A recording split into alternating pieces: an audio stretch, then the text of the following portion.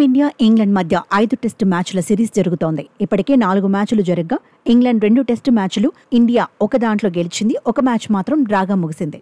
అయితే 4వ test డ్రాగా ముగియడంతో English జట్టు ఆటగాళ్లలో కాస్త అసంతృప్తి కనిపించింది. ఆ టీం కెప్టెన్ బెన్ స్టోక్స్ అయితే సహనం కోల్పాడు.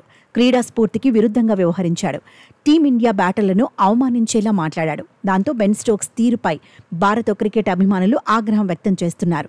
అయితే 174 ఓవర్ నైట్ స్కోర్తో ఆఖరి రోజు ఆటను ప్రారంభించిన టీమిండియా తొలి సెషన్లో KL Rahul, captain Gill out అయి పెవిలియన్కు చేరారు. దాంతో టీమిండియాకు ఓటమి తప్పదని అంతా అనుకున్నారు. కానీ ఆ తర్వాత వచ్చిన జడేజా, వాషింగ్టన్ సుందర్ అసాధారణ బ్యాటింగ్ చేశారు.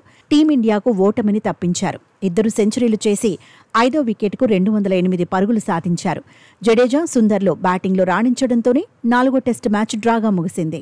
టీమిండియా డ్రా కోసం ఆడుతున్న ప్రయత్నంలో Jadeja, Washington Sundar slow batting చేశారు. వీరి ఆట తీరుతో ఇంగ్లాండ్ కెప్టెన్ బెన్ స్టోక్స్ విసిగిపాడు. నిర్ణీత సమయం కంటే ముందే డ్రా చేసుకుందామని క్రీజులో ఉన్న భారత బ్యాటర్లను అడిగాడు. కానీ అప్పటికే జడేజా, సుందర్ సెంచరీలకు దగ్గరగా ఉన్నారు.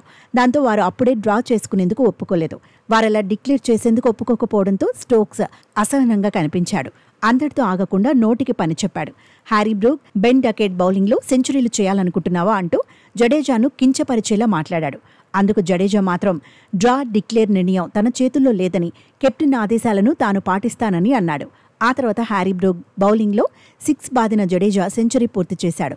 ఆ తర్వాత అతని మరుసటి ఓవర్లో బౌండరీ క్విక్ డబుల్ తీసి సుందర్ కూడా 100 పరుగులు చేశాడు. మొత్తంగా టెస్టుల్లో తన తొలి సెంచరీ నమోదు చేసుకున్నాడు. 2 సెంచరీ పూర్తి చేసిన తర్వాత టీమిండియా డ్రాకు అంగీకరించింది. దాంతో నిర్ణీత సమయం కంటే ముందే 4వ టెస్టు ముగిసింది. మ్యాచ్ తర్వాత కూడా జడేజా, సుందర్లకు స్టోక్స్ షేక్ హ్యాండ్ ఇచ్చేందుకు నిరాకరించాడు. మొత్తంగా స్టోక్స్ తీరుపై భారత క్రీడాభిమానులు సీరియస్ అవుతున్నారు. క్రీడా స్ఫూర్తిని పాటించకపోవడాన్ని తప్పుపడుతున్నారు. కించపరిచేలా మాట్లాడినందుకు స్టోక్స్పై చర్యలు తీసుకోవాలని మరికొందరు కోరుతున్నారు.